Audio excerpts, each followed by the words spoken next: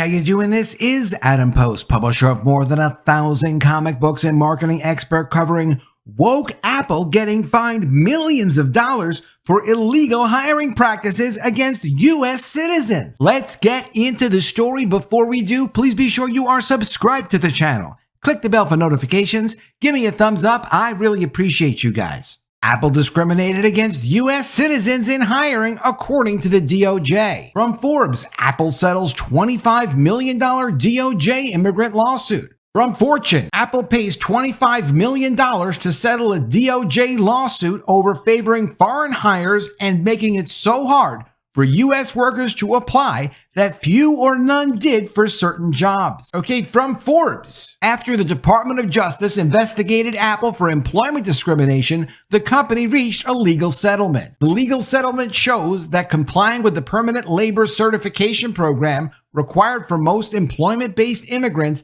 does not protect companies from government discrimination claims. Facebook had a similar lawsuit from the DOJ and settled it in 2021. The DOJ announced a $25 million agreement on November 9th, requiring Apple pay $6.7 million in civil penalties and create an $18.25 million back pay fund for potential discrimination claimants. Quote, the agreement also requires Apple to ensure that its recruitment for PERM positions more closely manages its standard recruiting practices. According to the DOJ, the investigation began in 2019. Quote, the settlement agreement resolves the department's determination that Apple violated the INA's anti-discrimination requirements during Apple's recruitment for positions falling under the Permanent Labor Certification Program. What is the Permanent Labor Certification Program? PERM is a standardized procedure by which employers are required to test the U.S. labor market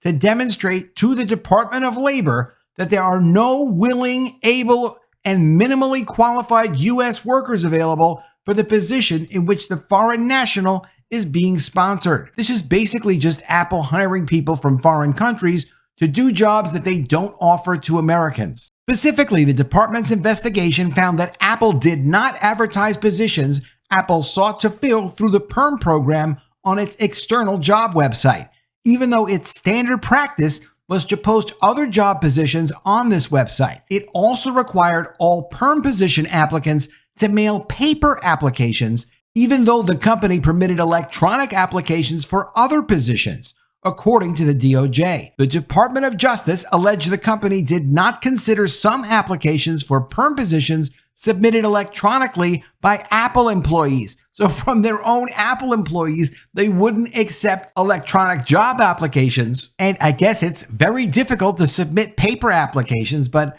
the point is they offered the jobs and only allowed paper applications, basically to discourage people from even applying. The settlement requires Apple, quote, to conduct more expansive recruitment for all PERM positions, including posting PERM positions on its external job website, accepting electronic applications, and enabling applicants to PERM positions to be searchable in its applicant tracking system.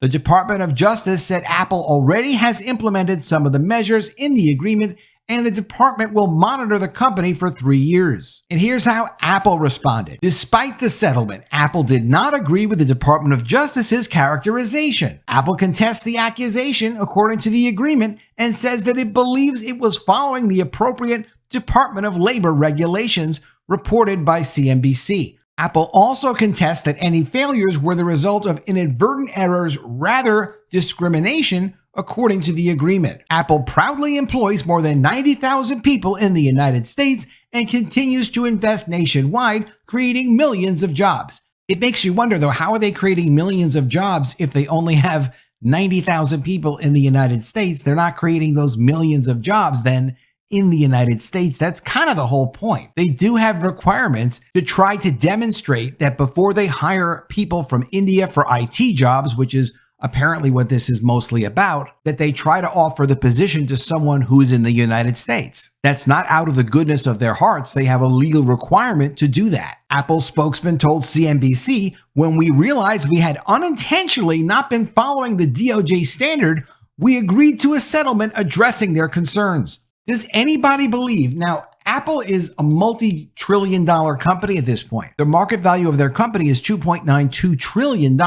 Could anyone possibly believe that Apple was unaware of what their responsibilities were with the Department of Labor? Clearly, they knew what they were doing and they got caught. Apple says, "We have implemented a robust remediation plan to comply with the requirements of various government agencies as we continue to hire American workers and grow in the U.S." Companies such as Apple and Facebook have run afoul of DOJ anti-discrimination rules, in part because the PERM process differs from regular recruitment. Under Department of Labor regulations, PERM wants U.S. workers to respond to advertisements so employers can test the labor market, not as a vehicle for recruiting U.S. workers. The Department of Labor established the PERM process without a requirement to provide an electronic resume response option for applying to the DOL mandated advertisements. And the DOL advertisements are basically to protect America and to protect American jobs. They're supposed to see, like, before you say, "Oh,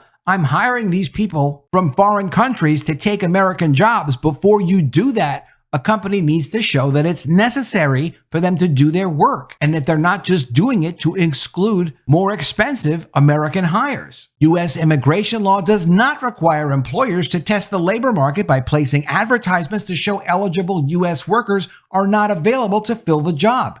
The Department of Labor invented this regulatory requirement. Quote, "Although immigration law requires labor certification for most employer-sponsored immigrants, the Department of Labor has created the current system out of whole cloth, according to a National Foundation for American Policy report." So this is a regulation. It's not a law, but it's enforced as a law because that's what a lot of federal executive agencies do. It just so happens to be that Apple decided they could try to get away with violating this because they just didn't want to go to the trouble of trying to hire Americans. Quote, "There was no mention of individualized recruitment in the proposed labor certification regulations on November 19, 1965, or the final version of these same implementing rules that came out on December 3, 1965. There was no sense that the employer had to advertise, according to a history of labor certification written for Interpreter Releases by attorney Gary Endelman. In 2021, a Facebook spokesperson said in a statement about the company's settlement with the DOJ, quote, "While we strongly believe we met the federal government's standards in our permanent labor certification practices, we've reached agreements to end the ongoing litigation and move forward with our PERM program, which is an important part of our overall immigration program." These multi-trillion-dollar companies can certainly afford to spend a little bit of extra money and hire American people. So it's good to see them getting forced to do that. What does the Apple legal settlement actually mean for employers? Well, this appears very similar to the Facebook settlement, said Noah Klug of Klug Law Firm. He points out that the Apple settlement was with the Department of Justice Civil Rights Division's Immigrant and Employee Rights section, responsible for enforcing the Immigration and Nationality Act's anti-discrimination provisions, not with the Department of Labor, which administers the PERM program. The DOJ press statement and the legal settlement do not say Department of Labor investigated Apple for PERM violations. Quote, "The settlement announcement explains that the purpose of the settlement was to resolve allegations that Apple illegally discriminated in hiring and recruitment against U.S. citizens. It was not regarding an allegation that Apple was not complying with the PERM rules," noted Klug. He said it is unlawful for companies to discriminate against U.S. citizen workers in hiring practices, including during the PERM process, unless a statutory exception applies. Attorney Cyrus Mehta is concerned the Apple settlement could prompt some employers to stop sponsoring foreign nationals for permanent residence. He said the penalties paid by Apple and Facebook would ruin smaller employers. So big companies, of course, can afford to pay these fines and penalties and basically still do kind of whatever they want to do. But as this attorney Cyrus Mehta sees, this is like an immigration program. This is a program to sponsor permanent employees from foreign countries. It absolutely has an impact on the immigration system. Quote, "The safest course for employers is to hew as closely to possible to their non-PERM recruitment practices," said Mehta. Thus, while it is lawful for employers to ask applicants to send resumes only by postal mail under the PERM regulations, if the employer otherwise allows applicants to send their resumes electronically, The employers should be consistent and require applicants even responding to PERM recruitment to send their resumes electronically. Just do it consistently and you won't get in trouble with the Department of Justice. And while you're at it, since you're a very profitable multi-trillion-dollar American company, try to hire Americans sometimes. He said employers are caught between the conflicting requirements of two federal agencies, and complying with one agency's requirement may result in liability for the employer when complying with the requirement of the other agency. Quote, the Apple settlement highlights the disconnect between real-world recruitment practices and the artificial nature of the mandated recruitment steps under PERM. This is especially true when you consider that most modern recruitment practices did not exist when PERM was rolled out in 2005. They go on to note if the PERM requirement structure is an invention of the Department of Labor,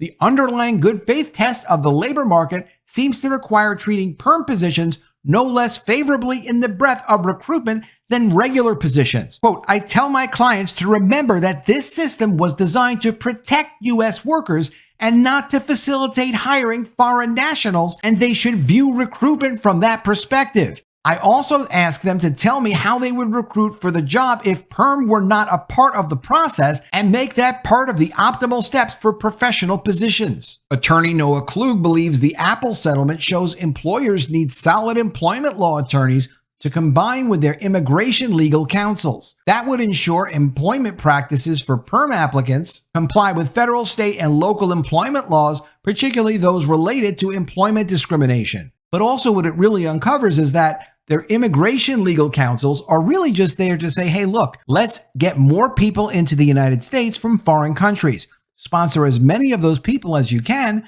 say you will give them a full-time job, and then they can emigrate into the United States legally with a full-time job from Apple. And that's fine, except, you do have to consider you're an American company. You should be focusing on giving jobs to American employees and following the laws and regulations that state you are supposed to consider an American employee, or at least allow an American employee to apply for an open position first, and only then offer the jobs to people from other countries if there are no American applicants. In this case, Apple didn't even make it reasonable or easy for existing Apple employees in the United States to apply for open Apple positions. You can't do things like that and not get in trouble. Let me know what you think of all this in the comments below. Always love to see your ideas. Please be sure you are subscribed to the channel. Click the bell for notifications, give me a thumbs up, and I'll see you again soon with another video. And if I don't see you, I will miss you.